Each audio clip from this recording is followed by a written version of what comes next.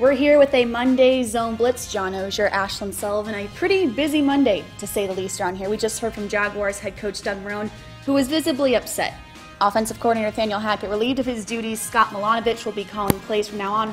Also, Blake Bortles benched as a starting quarterback. Cody Kessler starting for Colts week. A lot going on today. Yeah, and it's the regular season version of a Black Monday, which usually happens after the season. Clearly a tough day for Doug Marrone on many levels.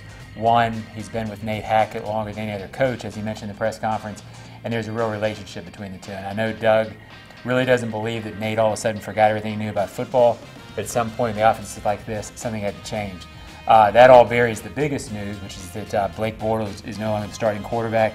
And again, Doug talked about it being a tough day, a tough conversation with Blake.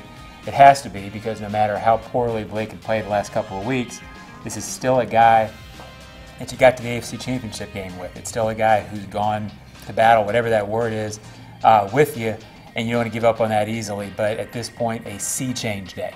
Right, and you can't help but go back to 2017 postseason, Blake Bortles. But Cody Kessler, the storyline with him is that he never really got a chance with the Browns, and now he's getting his chance. Well, he's getting a chance, and it just became a thing where it looked, in watching Blake Bortles, like the confidence was gone, and he had even regressed from where he was early this season. This is not necessarily to say that Blake has never played well for this team, but the last few weeks has just been rough. The offense wasn't moving. Cody Kessler played for a half against the Houston Texans. It's the only chance he's gotten, and it will be a different feel with him getting a chance to prepare the entire week. Doug was very specific. It's his job.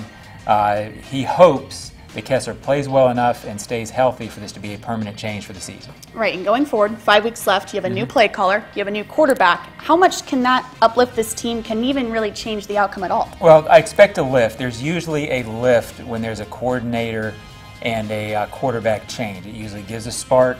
It'll be tougher for defenses to game plan because they don't know what to expect from it. That's usually a short-term boost. What will it look like for the last 5 games? We'll see. But I do expect the offense to get a lift, because that's what usually happens when you make a change like this midseason. Right. Lots and lots of storylines to continue to follow this week on Jaguars.com. We'll be back with you on Friday for a game preview of that Colts game coming to Jacksonville.